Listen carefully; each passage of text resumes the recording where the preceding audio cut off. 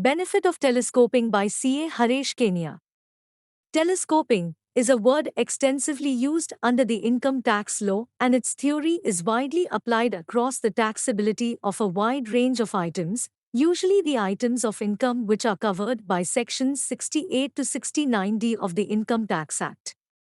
However, no specific definition has been accorded to the term telescoping either under the Act or even the judicial law.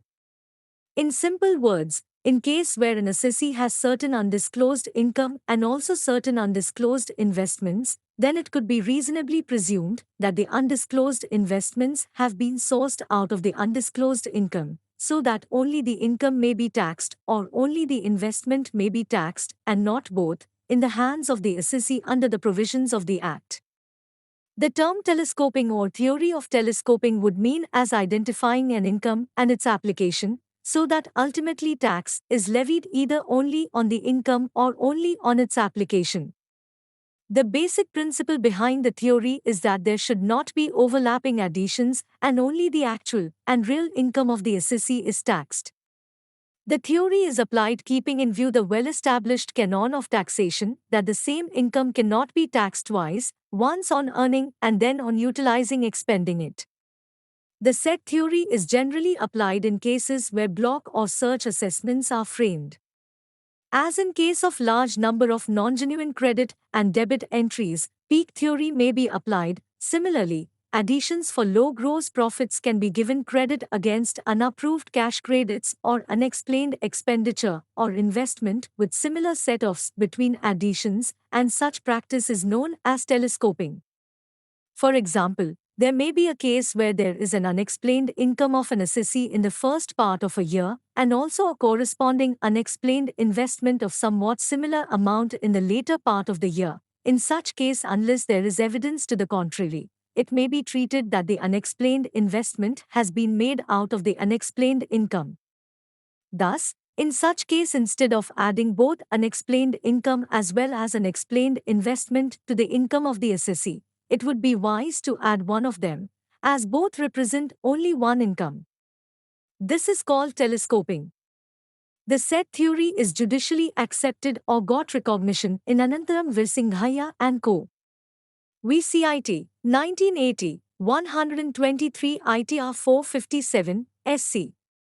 This theory is judicially accepted is, in effect, a theory of probability or inference which is applied in order to avoid taxing the same income twice, once on earning and then on utilizing expending it. Ref. CIT vs. S. Nelliyappan, 1967, 66 ITR 722, SC. In the case of CIT v. Sharaf Trading, 376 ITR 534, all, it was held that even peak credit taxed in the earlier year is available for telescoping against peak credit worked out in the subsequent year, and therefore not taxable. In the context of telescoping, following observations of Kantilal and Bros v. Asset, 1995, 52 ITD 412, Pune, are worth noting. It would be contrary to the canons of law to tax the same amount twice, i.e., as borrowings and as cost of assets. The borrowings were utilized to acquire the assets.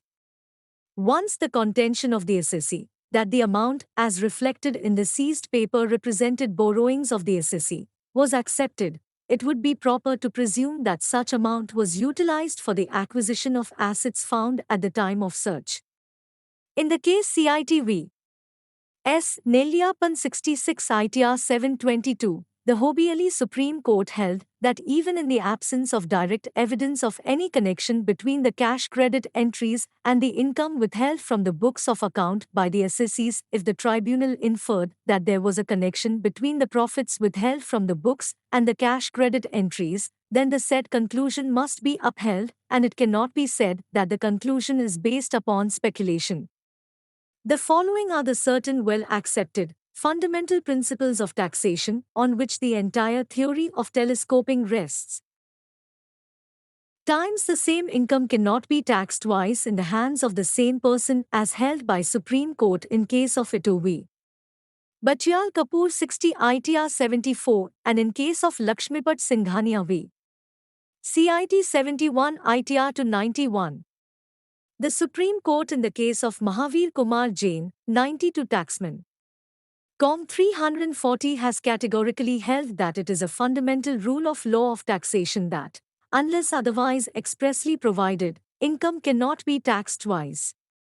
A taxing statute should not be interpreted in such a manner that its effect will be to cast a burden twice over for the payment of tax on the taxpayer unless the language of the statute is so compelling that the court has no alternative than to accept it. In a case of reasonable doubt, the construction most beneficial to the taxpayer is to be adopted. In this case, issue was as under. The assessee had paid income tax at source on winning from lotteries in state of Sikkim as per Sikkim State Income Tax Rules, 1948 applicable at relevant time in Sikkim. The revenue treated the lottery amount as taxable under the provisions of Income Tax Act. The court interpreted Section 5 of Income Tax Act would not be applicable and the existing Sikkim State Income Tax Rules, 1948 would be applicable. Once Sikkim State Income Tax Rules, 1948 are applied on the same income, two types of income taxes cannot be applied. It was examined whether in fact there is a specific provision for including the income earned from the Sikkim lottery ticket prior to 1st April 1990 and after 1975 in the income tax return or not. It was found that no specific provision has been made by the legislature for including such an income by an assessee from lottery ticket. Accordingly, in the absence of any such provision, the assessee in the present case cannot be subjected to double taxation. It was deliberated and held that it is not disputed that there can be double taxation if the legislature has distinctly enacted it. It is only when there are general words of taxation, and they have to be interpreted, they cannot be so interpreted as to tax the subject twice over to the same tax. If any double taxation is involved, the legislature itself has, in express words, sanctioned it. It is not open to anyone thereafter to invoke the general principles that the subject cannot be taxed twice over. Furthermore, a taxing statute should not be interpreted in such a manner that its effect will be to cast a burden twice over for the payment of tax on the taxpayer unless the language of the statute is so compelling that the court has no alternative than to accept it. In a case of reasonable doubt, the construction most beneficial to the taxpayer is to be adopted. So, it is clear enough that the income in the present case is taxable only under one law. Times the income taxed in 1 year be not taxed in another year as held by Calcutta High Court in the case of CIT vs. Ramshankar 45 taxmen to 82. In this case issue was as under. The assessee is an individual carrying on business in the name of Binapani ENGG. Works. He is also a partner in two firms, viz. Havra Iron and Scrap Co. and Bhagwandas Ramsankar. The original assessment for the years 1955 to 1956 and 1956 to 1957 under appeal were completed at Rs. 21,635 and Rs. 30,311 respectively. In the course of the assessment proceedings for the assessment year 1957 to 1958, the ITO found that there was substantial increase in the capital account of the assessee in the books of Havra Iron and Scrap Co. The capital account of the assessee at the end of the accounting year relevant to the assessment year 1954 to 1955 showed a balance of Rs. 21,938 and it was increased to Rs. 1,41,477 at the end of the accounting year relevant to the assessment year 1956 to 1957. Accordingly, he issued necessary notice for reassessment to the assessee. The assessee filed returns under protest. During the reassessment proceedings, the ITO inquired of the assessee to explain the increase in the capital account in the books of Havra Iron and Scrap Co. from Rs. 21,938 to Rs. 1,41,477. The ITO in this order dated 28 March 1968 made under Section 144 by 147 of the Act observed that the capital introduction was made out of the assessee's own undisclosed income and accordingly treated as sum of Rs. 1,19,639 Rs. 1,41,477 minus Rs.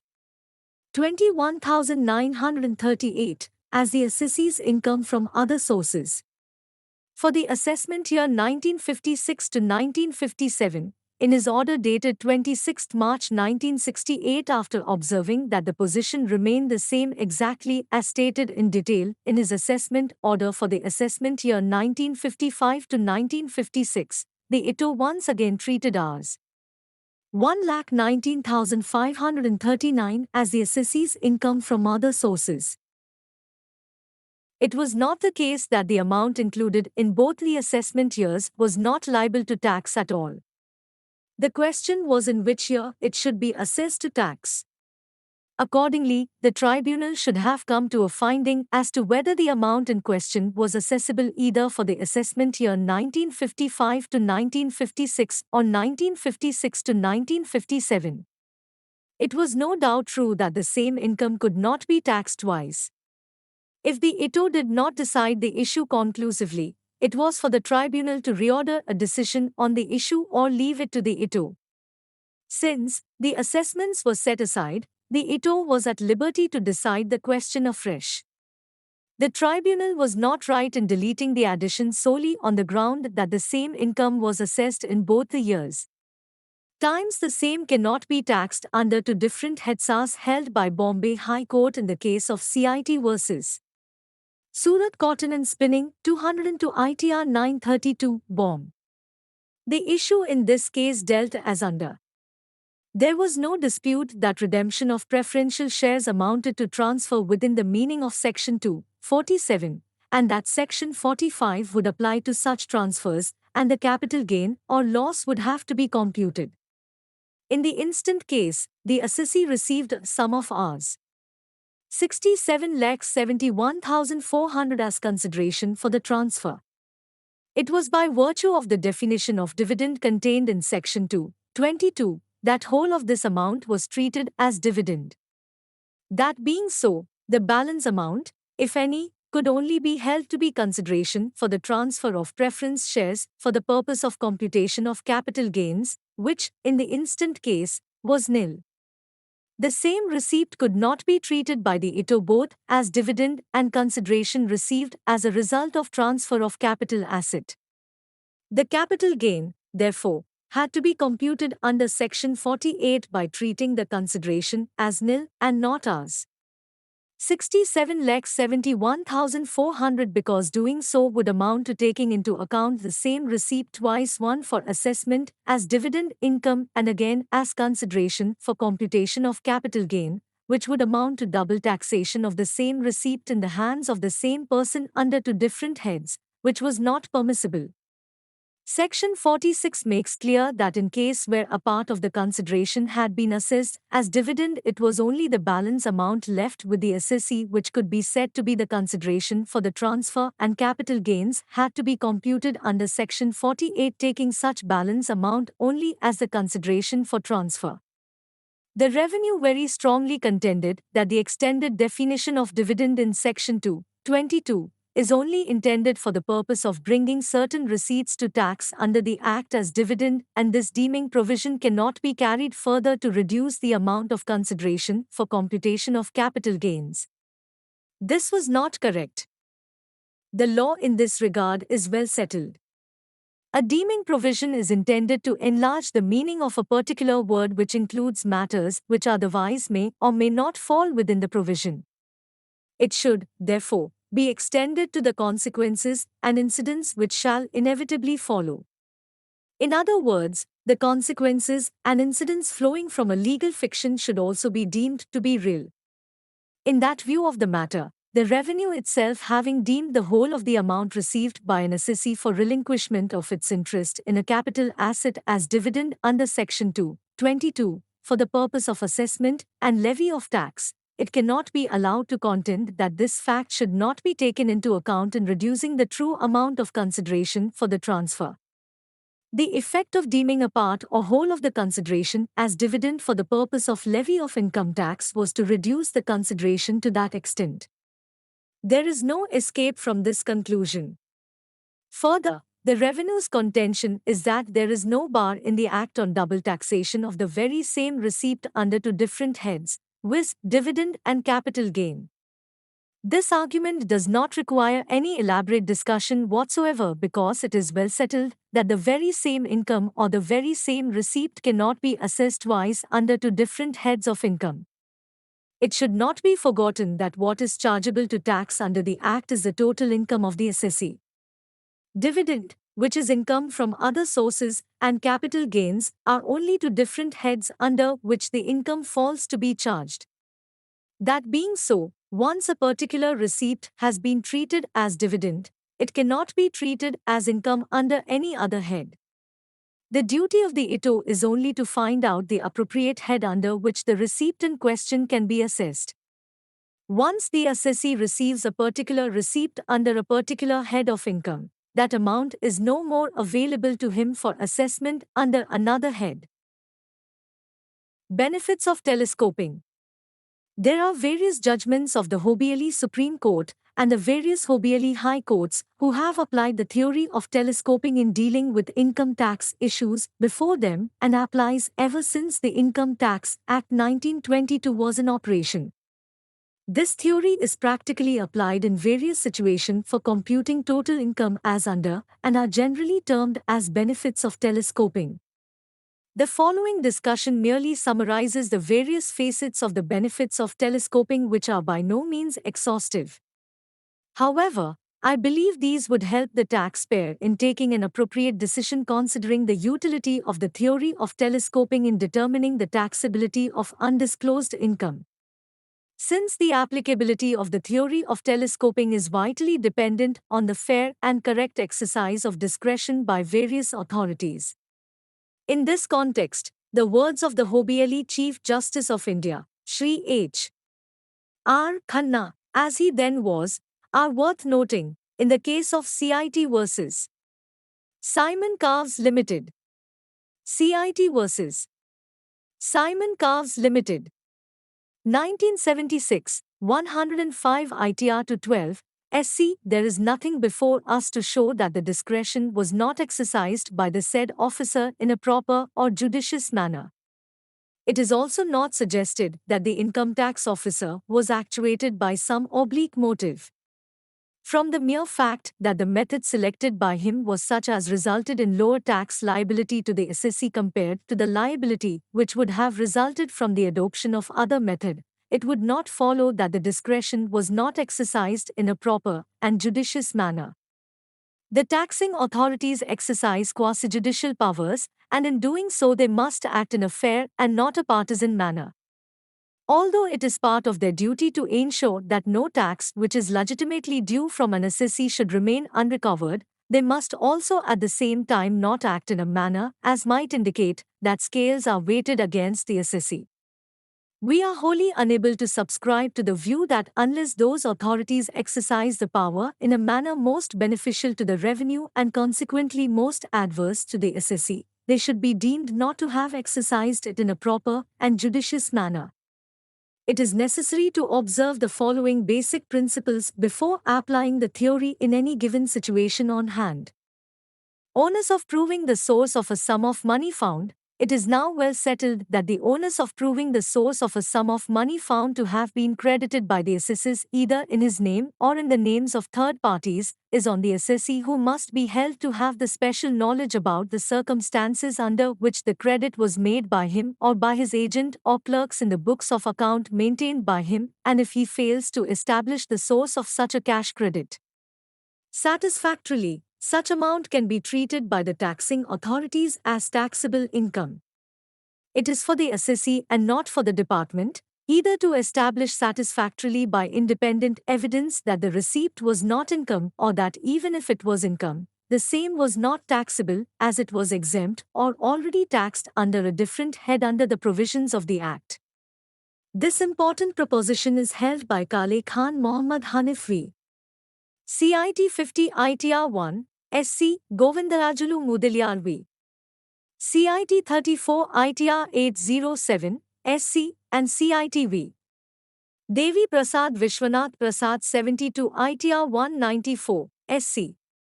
It is to be noted that all these theories of telescoping are not a proposition of law, and therefore the onus is on assessee to show some link between intangible additions and cash credits, i.e., the credits represents is covered from the intangible additions so made. In the case of Kale Khan Mohammad Hanif v. CIT 50 ITR 1, the lordships of the Supreme Court have held that the onus of proving the source of a sum of money found to have been received by the assessee is on him, and has further held that the amount of cash credit could be assessed to tax as income from undisclosed sources in addition to the business income computed by estimate. It was held that there is nothing in law which prevents the assessing officer in an appropriate case in taxing both the cash credit, the source and nature of which is not satisfactorily explained, and the business income estimated by him after rejecting the books of account of the assessee as unreliable. The taxing authorities were not precluded from treating the amount of credit entries as income from undisclosed sources simply because the entries appeared in the books of a business whose income they had previously computed on a percentage basis. At this juncture, it is worth noting that in the case CITV KN Satyapalan 247 ITR 105, the Kerala High Court rejected the theory of telescoping on the ground that there was no link between the intangible addition in the past assessment year and the cash credit in the current year. Assessee to prove that it is income from the source which has already been taxed. Whether the receipt is to be treated as income or not must depend very largely on the facts and circumstances of the case. Further, where an assessee fails to prove satisfactorily the source and nature of an amount credited in its accounts, the AO was entitled to draw an inference that the receipt is of an assessable nature. In the case of CITV Devi Prasad Viswanath Prasad, 1969, 72 ITR 194, Supreme Court held that there is nothing in law which prevents the income tax officer, in an appropriate case, in taxing both the cash credit, the source and nature of which is not satisfactorily explained, and the business income estimated by him under Section 13 of the Income Tax Act, after rejecting the books of account of the assessee as unreliable. Whether in a given case the income tax officer may tax the cash credit entered in the books of account of the business, and at the same time estimate the profit must, however, depend upon the facts of each case. Where there is an unexplained cash credit, it is open to the income tax officer to hold that it is income of the assessee, and no further burden lies on the income tax officer to show that that income is from any particular source. It is for the assessee to prove that even if the cash credit represents income, it is income from a source which has already been taxed. Times unexplained investment and unexplained expenditure are sourced out of the income already taxed as unexplained cash credits. In cases where additions in respect of unexplained money and unexplained investment are sought to be made in the hands of the assessee. For example, if there is an addition in respect of undisclosed income or unexplained cash credits, and also certain addition in respect of unexplained investments, then it can be pleaded by the assessee that the unexplained investment is sourced out of the income already taxed as unexplained cash credits, as held in the case of CITV Jawanmal Jemaji Gandhi 15 Taxman 487, Bomb. In this case, the assessing officer made two additions to the income returned by the assessee, one on account of estimated turnover and gross profit rate, and the other on account of the value of unexplained gold acquired by it during the relevant accounting period, which had been eventually confiscated by the Central Excise authorities. The tribunal deleted the second addition on the ground that source of the amount used for acquiring gold could lie in the other intangible addition made during the year under appeal and similar additions made in the preceding years. The matter went to Supreme Court. The court, relying on judicial precedent in the case of Anantaram Virsinghaya and Co. v. CIT 1980 123 ITR 457 held that the secret profits or undisclosed income of an assessee earned in an earlier assessment year can constitute a fund, though concealed, from which the assessee may draw subsequently. The assessee, in the instant case, acquired the gold in the latter half of the assessment year. It could then very well be that the undisclosed income earned in that very year, which had been added on account of the increased estimated turnover, constituted the fund from which this asset was acquired.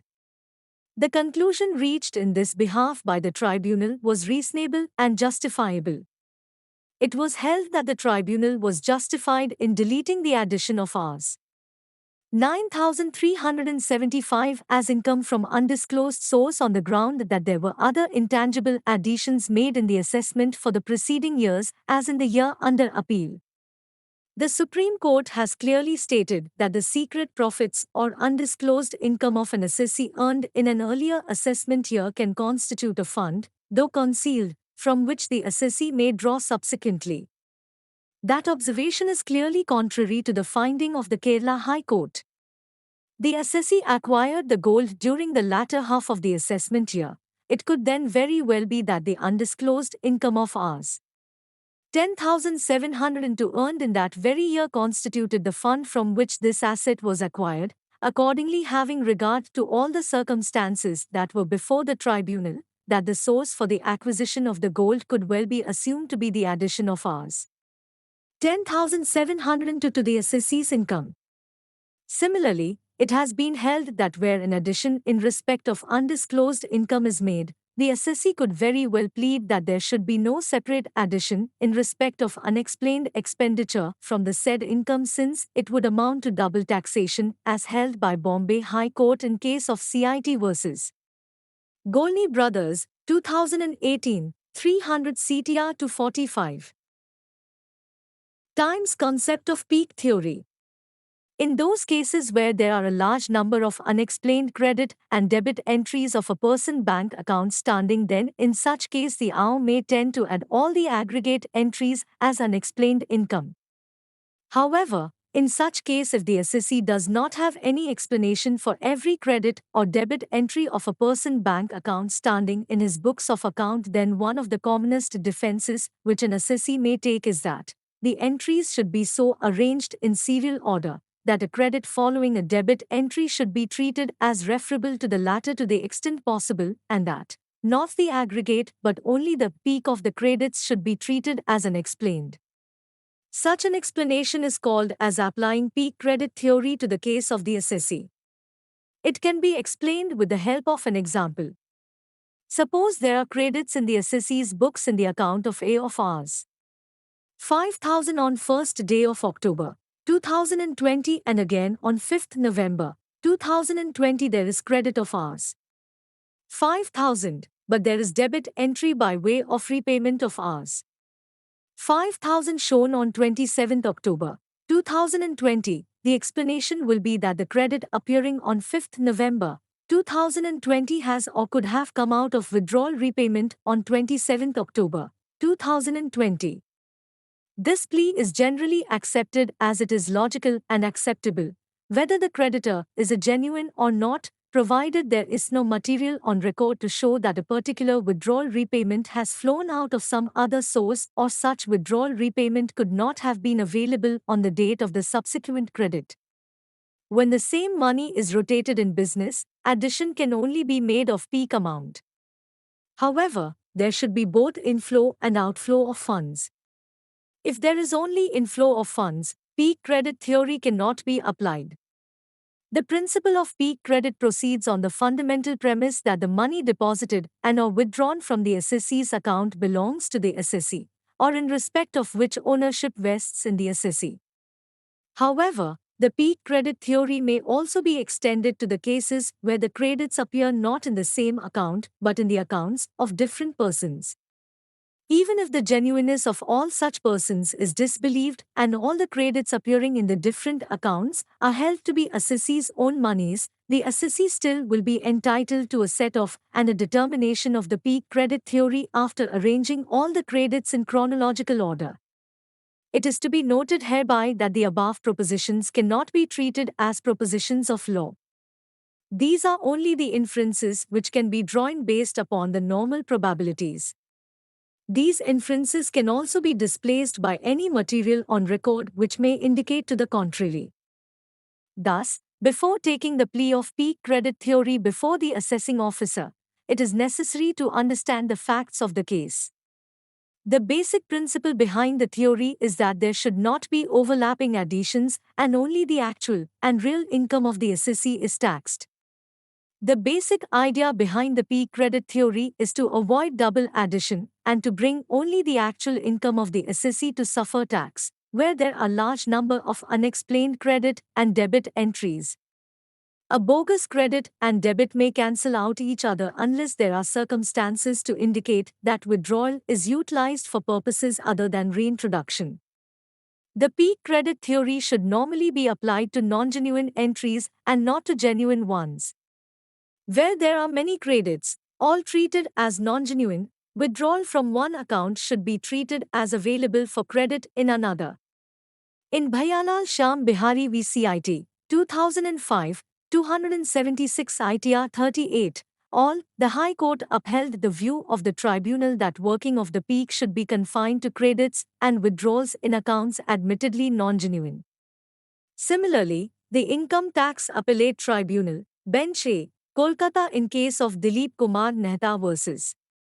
Department of Income Tax in its order dated 9 May 2012 held that when there are 6 undisclosed bank accounts, while assigning the peak credit the proper method is to make a consolidated fund flow statement by taking into account of all the undisclosed bank accounts and after setting off contra entries, if any, and then the peak credit of these consolidated bank transactions should be taken as undisclosed income of assessee. The LD. CIT A ought to have accepted the consolidated peak of all the bank accounts taken together as undisclosed income of assessee instead of aggregate of the separate peak of the individual bank accounts. The question normally arises as how to determine peak in a given situation. It can be described in the manner that all the cash deposits and withdrawals owned up by the assessee as undisclosed are placed in chronological order. The balances are drawn against each deposit and withdrawal. The deposit in the first entry becomes closing balance against that first entry. This closing balance of first entry becomes opening balance for second entry. Deposit or withdrawal of the second entry is adjusted to the opening balance. Then closing balance against the second entry is drawn. This closing balance of second entry becomes opening balance of the third entry and so on. Highest closing balance against any entry in the accounting period arising after such adjustment of deposit withdrawal becomes the peak in the accounting period. Based on above discussion, one may list the salient features of theory of peak credit as under. Times the assessee has to admit, for getting the benefit of peak, that borrowings made by the assessee from cash creditors are borrowings from non-genuine creditors, the payments or outgo was only to himself in the form of withdrawals and the payees were also bogus.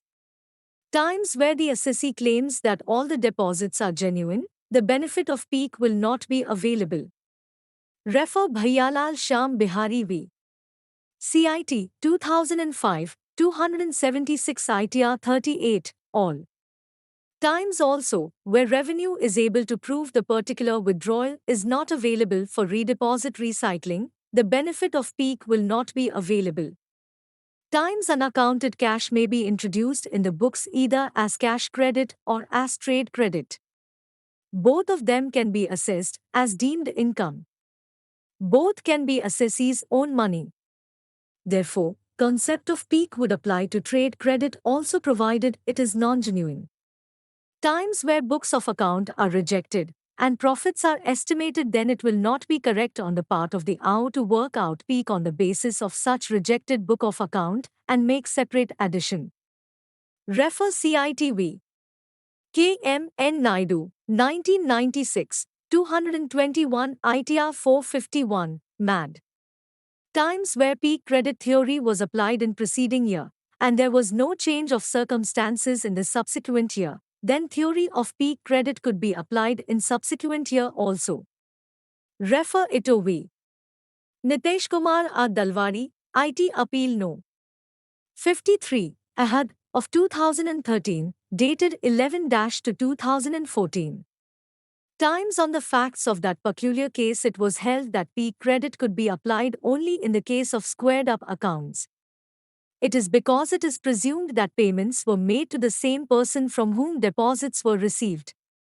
Refer CITV. D.K. Garg, 2017, 84 Taxman. Com 257 by 250 Taxman 104 by 404 ITR 757, Delhi. Times where assessee was admittedly engaged in the business of giving accommodation entries and there were deposits of cash and issue of checks, then question of owning all the deposits and outgo would not arise, i.e. money would not belong to the assessee and therefore peak credit theory would fail. Refer Bhagdev Roy, Supra. It has been held by the Hobeli Delhi High Court in CITV. D.K. Garg, 2017, 84 Taxman. Com 257 by 250 Taxman 104, 2018, 404 ITR 757, Delhi, that if the assessee as a self-confessed accommodation entry provider wanted to avail the benefit of the peak credit, he had to make a clean breast of all the facts within his knowledge concerning the credit entries in the accounts. He has to explain with sufficient detail the source of all the deposits in his accounts, as well as the corresponding destination of all payments from the accounts. The assessee should be able to show that money has been transferred through banking channels from the bank account of creditors to the bank account of the assessee, the identity of the creditors, and that the money paid from the accounts of the assessee has returned to the bank accounts of the creditors. Times where deposits were made outstations, viz., Gujarat, Ujjain, Varanasi, Lucknow, Hyderabad, Amravati, Hubli, Kozhikode, etc. Assessee was in the line of sale of bearings and it was contended that deposits were made by outstation buyers of bearings and cash was withdrawn only from bank account in Delhi. It could not be said that such withdrawals were available for depositing in bank account in far-flung areas. Hence, peak credit theory would not be applicable. Vineet Kumar v. Ito, IT Appeal No. 6993, Delhi, of 2013, dated 27 June 2016. Times where cash was deposited in a bank account, whereas most of the withdrawals were by inward clearing and there were only few instances of cash withdrawals, peak theory would not be applicable. Refer Shivraj Mishrilal Bafna v. Ito, IT Appeal No. 434 PN 2013. Times where depositors are different and recipients are different other than the assessee, the theory of peak credit cannot be applied. In Bhayalal Shyam Bihari, Supra, it was held as under. For adjudicating upon the plea of peak credit, the factual foundation has to be laid by the assessee.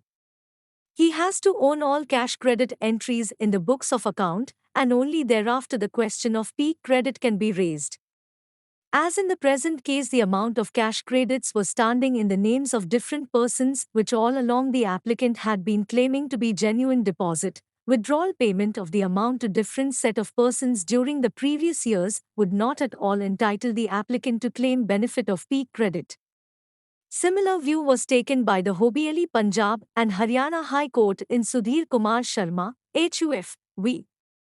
CIT, 2014, 46 Taxman. Com 340 by 224 Taxman 178, where cash was deposited in the 5/6 bank account and thereafter checks were issued to different parties, the assessee was unable to explain the source of cash deposited in his bank account, i.e., by issuing the checks to different parties, it could not be said that same was available for redeposit in his bank account. Sometimes peak theory may be interpreted as a kind of telescoping. This is because at the root of both concepts, the principle of adjustment of inflow against outflow, or explanation of outflow from inflow is involved. In telescoping, generation of income, whether in the current year or in the earlier year, is considered as inflow, and investment in assets or cash credits in the books are considered as outflows. In peak, money from earlier withdrawal is considered as inflow and cash credit is considered as outflow, and hence both are sought to be adjusted, or outflow is sought to be explained from the inflow. However, there is a distinction between telescoping and peak. Telescoping is adjustment of one income against other, so that same income is not taxed twice. In peak, the withdrawal of cash, if not utilized elsewhere, is considered as available for making deposits. The highest unexplained cash deposit is considered as peak.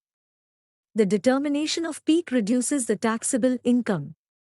However, where withdrawals are through checks, and it is not proved that such withdrawals have come back to the pocket of the assessee, then benefit of those withdrawals will not be available to explain the deposits. The crux in applying peak credit theory is a reasonable certainty that withdrawals have not gone elsewhere, either as investment in some assets, or meeting some expenditure, or to the pocket of other person. Even in cases where deposits and withdrawals are in several accounts, in the name of different persons, an assessee owns all these accounts as his own and transactions therein as non-genuine, and there is no evidence that outflow has gone to any other person or any other purpose, then cumulative account of all the accounts put together can be drawn and peak therein to be determined. Telescoping in addition under Section 69C. As per the provisions of Section 69C of the Act, in case the assessee fails to explain the source of expenditure or part thereof to the satisfaction of the AO, such expenditure shall be considered as unexplained expenditure and be deemed to be income of the assessee.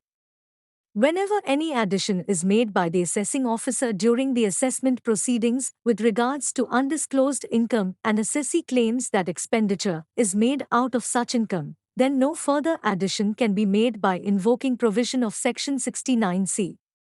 The benefit of telescoping is to be given in such cases. The Bombay High Court in the case CITV Golni Brothers, 2018, 300 CTR to 45, held that, if the unaccounted expenditure incurred is from the on-money received by the assessee, then the question of making any addition under Section 69C does not arise because the source of the expenditure is duly explained. It is only the on-money which can be considered for the purpose of taxation. Once the on-money is considered as a revenue receipt, then any expenditure out of such money cannot be treated as an explained expenditure, for that would amount to double addition in respect of the same amount. Telescoping and bogus purchases. Assessee need to establish the source of purchases in cases of bogus purchases, otherwise the benefit of telescoping could not be availed. The Madras High Court in the case of Grand Bajjar v. Asset to 92 ITR to 69 held that the assessee had not explained as to the source of purchases, and the additions under Section 69C of the Act are, therefore, justifiable. Further, the Commissioner of Income Tax Appeals is not justified in deleting the additions. As rightly observed by the tribunal, the funds introduced by the assessee as cash credits in the books of account had gone into the assessee's business account, and so, the same could not have been utilized for making the unaccounted purchases, and the assessee could not be given credit to any amount already introduced as credits in the account books as available to meet any unaccounted expenditure including the unaccounted purchases.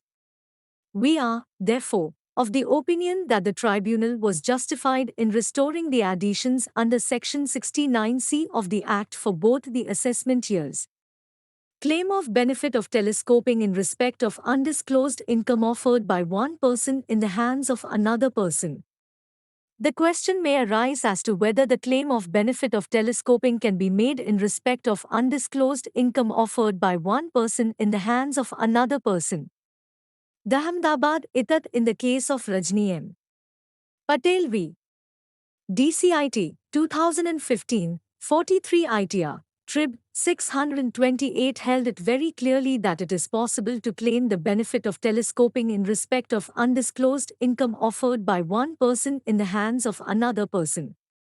While granting the benefit of telescoping in the hands of the partner in respect of amounts offered and taxed in the hands of the firm, it was held that once an estimated addition on account of household expenses, investment in land, investment on foreign travel are being made and the source of such expenditure is stated to be flowing from the firm which has suffered tax as undisclosed income, then telescopic benefit should be given to the total amount flowing from the firm as a share of profit coming to the assessee from the firm.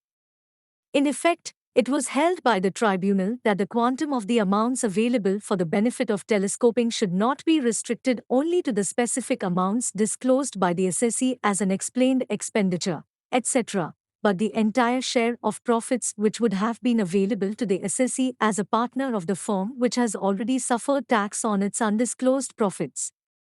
In another case, when the search operation was carried out on a group as a whole, income taxed in the hands of one person of the group could be telescoped and set off against income from another person in the same group. It was held by the Hyderabad Itat in the case of J. B. Education Society v. Asset 159 TTJ to 36, that where the manager of the assessee, an educational society, was in a position to collect money from students who were admitted in assessee's college, and he used his position to collect amount in excess of prescribed fee from students, and while passing assessment order same was treated as undisclosed income in his hands, the said unaccounted receipts could not again be taxed in hands of the assessee as well. Disclaimer: the views opinions expressed in the article are purely of the contributor.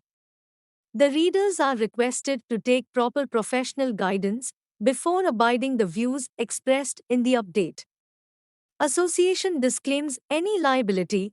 In this case, assessee being society was running medical and engineering colleges and collected certain amount from students over and above the prescribed fees. Manager of the assessee society stated that amounts were collected and received by him without knowledge of management committee. Assessing officer taxed amount in hands of assessee society. IT was held that the addition is not justified.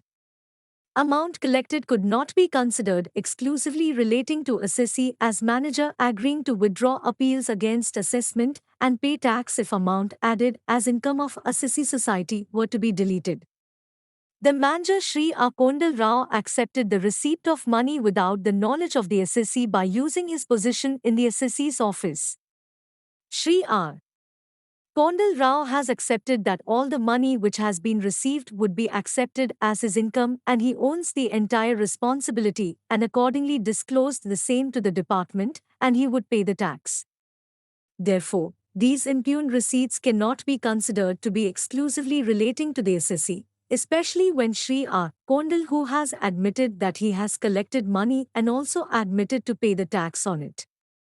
In the event of Sri R. Kondal paying the tax on the unaccounted income from the receipts in his hands, then the same unaccounted receipts cannot be brought to tax in the hands of the assessee. Accordingly, to the extent of unaccounted receipts which were considered in the hands of Sri R. Kondal, the same cannot be treated as unaccounted income in the hands of the assessee once again. In other words, the receipts as per seized documents accepted to have been collected by Sri R.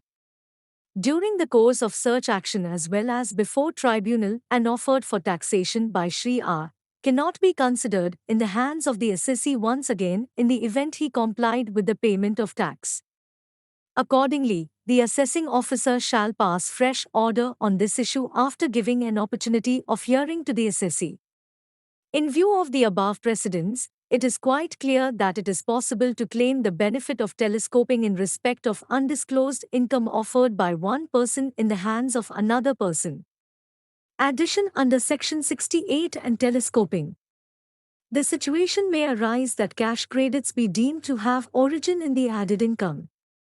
In the case of CITV, Single Industrial Corporation 303 ITR to 25, all, the assessee a partnership firm was deriving income from the business of manufacture assembly of diesel engine sets and diesel generating sets.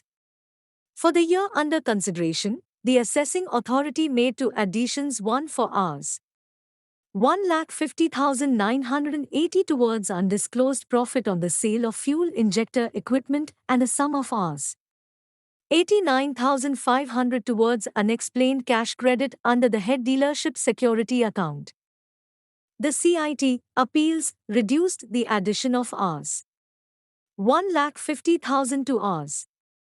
89,000 and has deleted the addition towards unexplained cash credit for Rs. 89,500. CIT appeals found that the sale out of the books has been plowed back in the form of deposits. A separate addition for the same would accordingly be deleted. It was held that sale out of the books had been plowed back in the form of deposits and the separate addition for the same could be deleted, has not been challenged by the revenue before the tribunal. The effect of the finding of the CIT appeals is that it has been accepted that the sale out of the books of account has been deposited in the form of cash credit. The addition in respect thereof at Rs. 89,500 has been sustained, therefore, the CIT appeal and the tribunal have not deleted the addition made by the assessing authority as an unexplained cash credit under Section 68 of the Act as it was explained, but it has been deleted on the ground that the deposits were out of sale made out of the books of account, and the addition to that extent has been sustained. There was no error in the view of the tribunal inasmuch as the revenue before the tribunal has not challenged the view of the Commissioner. Appeal. Income taxed in earlier year telescope to subsequent year. There could be situation where income is taxed, addition is made to taxable income in an earlier year. In such cases, the assessee may claim that the income arising in subsequent year's subsequent period is sourced out of the income taxed earlier. The courts have responded differently on different occasions, but at least on one point there is a judicial consensus that the amount represented by the intangible additions constitutes a real and not merely a hypothetical fund which can be utilized subsequently for expenditure or for bringing into the books of account. Differences exist as to the necessity of establishing a nexus between such fund and the introduction of such fund into the books and as to the manner of proving such nexus. As to the latter, no straitjacket formula has been so far devised nor stated to be possible. It all depends upon the facts and circumstances of the case as held by the various high courts and the Supreme Court. Mostly, the high courts have adopted the hands-off attitude, leaving the matter of satisfaction of nexus upon the highest fact-finding body, the tribunal. In the case of CIT v.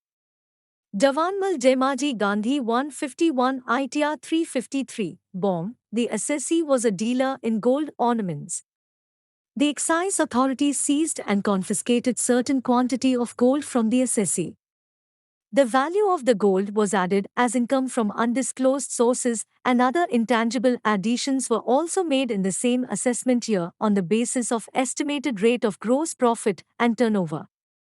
It was held that secret profits or undisclosed income of an assessee earned in an earlier assessment year can constitute a fund, though concealed, from which the assessee may draw subsequently. In this case, the assessee acquired the gold during the latter half of the assessment year, and it could be that the undisclosed income earned in that very year constituted a fund from which the asset was acquired. The assessee had adopted this stand and had contended in the alternative that the source of the gold could be assumed to have come out of the intangible additions on account of increased turnover. Therefore, it was held that the tribunal was justified in deleting the addition of the amount as income from undisclosed sources. Similarly, in the case of Kuppuswamy Mudaliar v.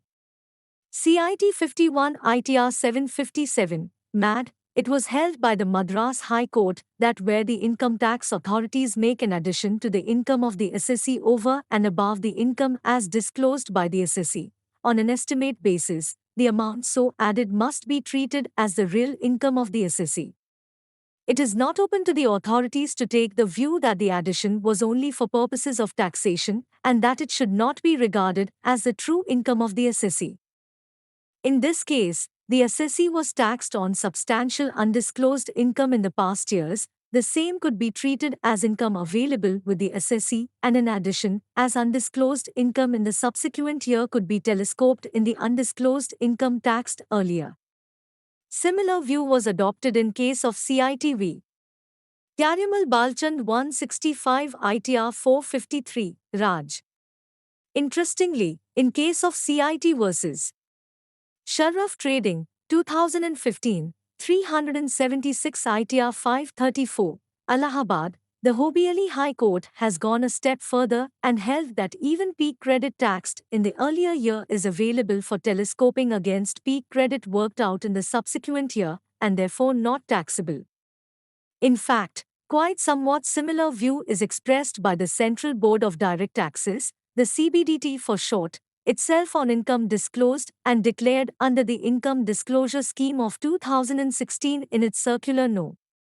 29 of 2016 dated 18 August 2016. Though the above precedents have conclusively held that the funds represented by intangible additions exist in reality, yet a person bringing the same into his books has to do quite a tightrope walk. Firstly, the appellate authorities as well as the courts may not buy the argument that the unexplained credits represent the intangible additions of the past without any proof of the nexus. Secondly, what degree of proof will satisfy the authorities' courts can only be a matter of speculation. The assessees purposely bringing the secret funds representing intangible additions into the mainstream run a serious risk. But where an assessee is caught on the wrong foot because of his inability to explain the credits in his books, the telescoping theory definitely helps their case. Be that as it may, there should be a humane approach to the issue by the authorities and the courts, as the assessee is already subjected to tax on the income represented by intangible additions.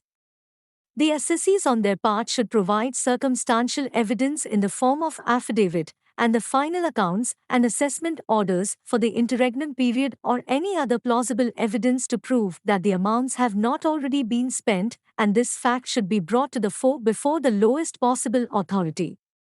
One type of income already taxed could be telescoped into another. There could be a situation where there are two different additions, one on account of suppression of profit and another on account of cash credit. It is open to the assessee to explain that the suppressed profits had been brought in as cash credits and one has to be telescoped into the other, resulting only in one addition. In the case of CITV, KSM, Guruswami Nadar and Sons, it was held by the Madras High Court that the tribunal was right in its view in telescoping the additions made towards the cash credits. CITV, KSM, Guruswami Nadar and Sons, 1984, 149 ITR 127, MAD. The taxpayer may also consider the following other general features of telescoping in dealing with the facts of the respective situation. Times source of deposit, or of cash inflow, is explained through gross profit additions. The Hobbieli The Allahabad High Court in CITV. Banwari Lal Banshidhar, 1998, 229 ITR to 29, wherein it was observed. When the gross profit rate is applied, that would take care of everything and there was no need for the assessing officer to make scrutiny of the amount incurred on the purchases by the assessee. Times the benefit of telescoping would not be available in a case where undisclosed income in earlier years was not assessed. Refer CITV. Sharaf Trading Co. 2016, 67 Taxman. Com 176, 2015, 376 ITR 534, all. It is pertinent to refer to the observations of Hobbieli Allahabad High Court as under. A concealed income which was neither disclosed in the assessment proceedings nor in any other ancillary proceeding for any earlier year can hardly constitute a source for a subsequent credit entry, and if the explanation of the assessee that the source of the credit entry is the undisclosed income of the earlier years is accepted, it will open the doors of the tax evasion and the purpose behind the enaction of S. 68 will be easily defeated. Times wherever assessee is successful in getting the benefit of telescoping, his income may be reduced, but case of the revenue for levying penalty is strengthened. Times assessee is entitled to raise an alternative plea of non-taxability of certain income on the ground of telescoping for the first time even before the first appellate authority in the case of Adil. CITV Dharandas Agrawal 144 ITR 143 MP, it was held that when cash credits were treated as income from undisclosed sources, the assessee can take an alternative contention before the appellate assistant commissioner that the cash credits were out of undisclosed income taxed in earlier years, and the assessee is entitled to raise such alternative plea before the appellate assistant commissioner for the first time. In fact, in a case before the Hobbieli Supreme Court CIT vs. S. Nelliyappan, 1967, 66 ITR 722, SC, the ground relating to telescoping of additions was urged only in the second round of proceedings before the tribunal.